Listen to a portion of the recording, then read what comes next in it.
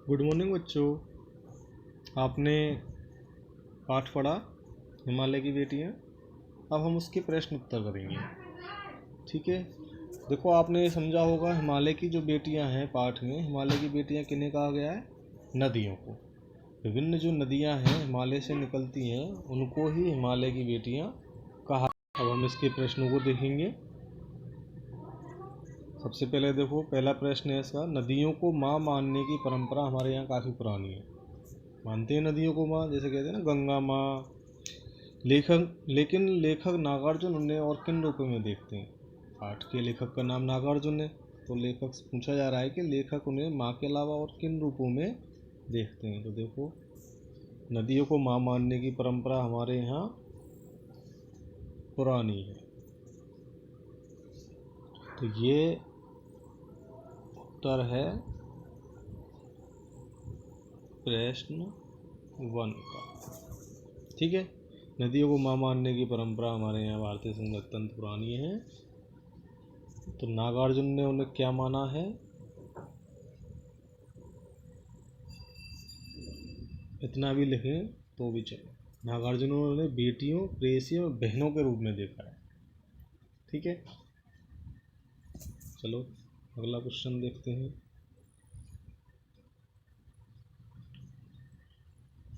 सिंधु और ब्रह्मपुत्र की क्या विशेषता बताई गई?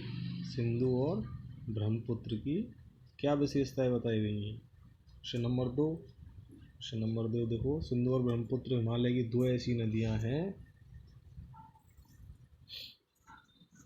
जिन्हें ऐतिहासिकता के आधार पर पुल्लिंग रूप में नद भी माना गया है।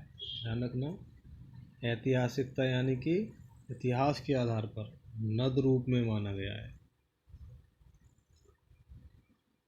इन्हीं दो नदियों में सारी नदियों का संगम भी होता है।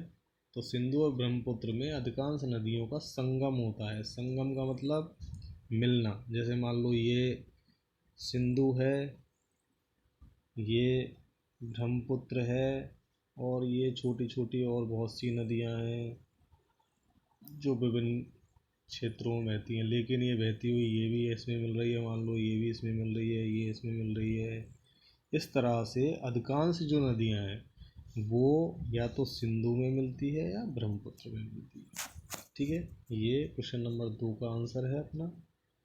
अब आगे देखो अपना क्वेश्चन नंबर 3, काका कालेलकर ने नदियों को लोक माता क्यों कहा है? देखो इस शब्द को देखो, लोक माता। लोक माता यानी कि संसार की माता। वैसे तुम्हें पाठ पढ़ा है तो आंसर तो तुम्हें वैसे भी समझ में आ रहा होगा कि संसार की माता क्यों कहा गया है। क्योंकि हमारे पेट भरने के लिए हमें जो अन्न मिलता है, और उस अन्न के लिए, सिंचाई के लिए जल की आवश्यकता होती है, और वो जल विभिन्न रूपों में हमें नदियों से ही प्राप्त होता है। इसका आंसर देख लेंगे हम। ये देखो, नदियाँ युग युगों से मानव जीवन के लिए कल्याणकारी रही हैं। तो देखो, कालेलकर ने नदियों की माँ समान विशेषताओं के कारण उन्हें लोक माता का दर्जा। कोई आंसर इतना ये पूरा लिखने की जरूरत नहीं है, केवल ये जो मैं बता रहा हूँ ना आता है। तो कालेलकर ने लोक माता क्यों कहा है? माँ समान विशेषताओं के कारण। माँ के समान विशेषताओं के। ठीक है, बस इतना था। अगला क्वेश्चन देखो, हिमालय की यात्रा में लेखक ने किन किन की प्रशंसा की है? तो देखो, हिमालय की यात्रा में लेखक ने किन किन की प्रशंसा की है। तो ये क्वेश्चन हम आपके लिए नहीं करवाएंगे, ये क्वेश्चन आपको स्वयं करना है, खुद से करना है। क्या करना है? खुद से करना है। ओके, कर लेंगे, मुझे आपसे उम्मीद है पूरी। आगे देखें, ये भाषा की बात और क्वेश्चन है भाषा की बात यानी कि ग्रामर, व्याकरण।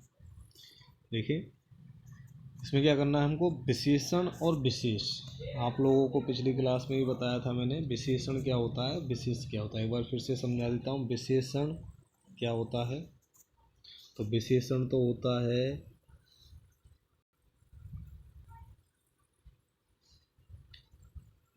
किसी की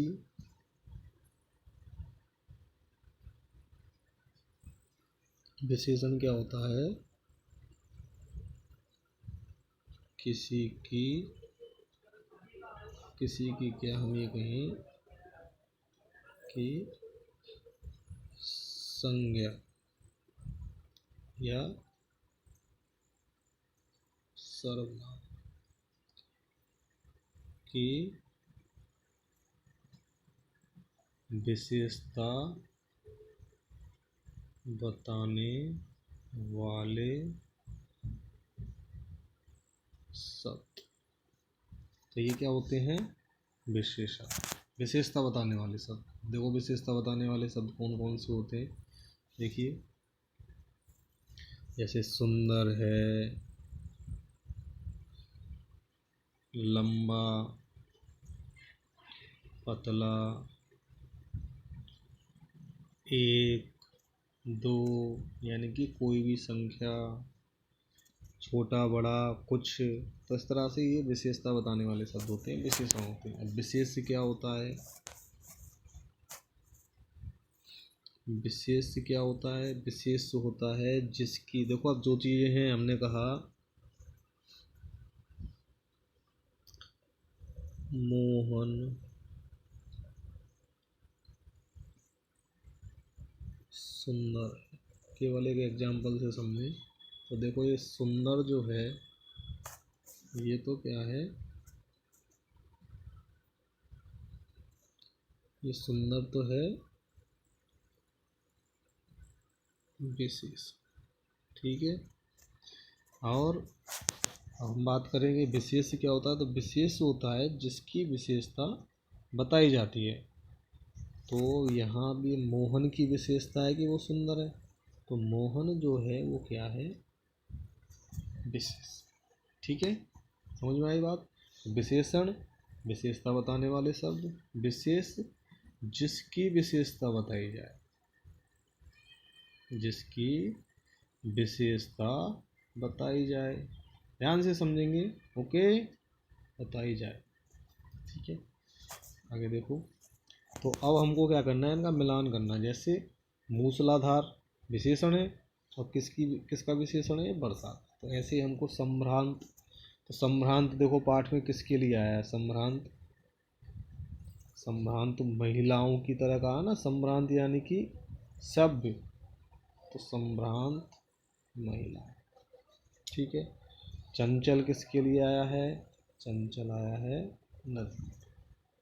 समतल क्या होता है, जंगल होता है या आंगन होता है, तो समतल आंगन होता है। और घना क्या होता है, जंगल, ठीक है। तो इस तरह से ये आपके विशेषण विशेष का मोल है, ठीक है। विशेषता ध्यान रखेंगे, विशेषण यानी कि विशेषता बताने वाले शब्द, विशेष यानी कि जिसकी विशेषता बताई जाए। आगे अगर आप यहाँ देखें मिला हुआ भी, ठीक है। संभ्रांत महिला, समतल आंगन, मूसलाधार वर्षा, चंचल नदियाँ, घना जंगल, ठीक है, ओके। तो ये सभी क्वेश्चन आप अपनी नोटबुक में कर लेंगे, नोटबुक में उतार लेंगे, ओके, थैंक्स।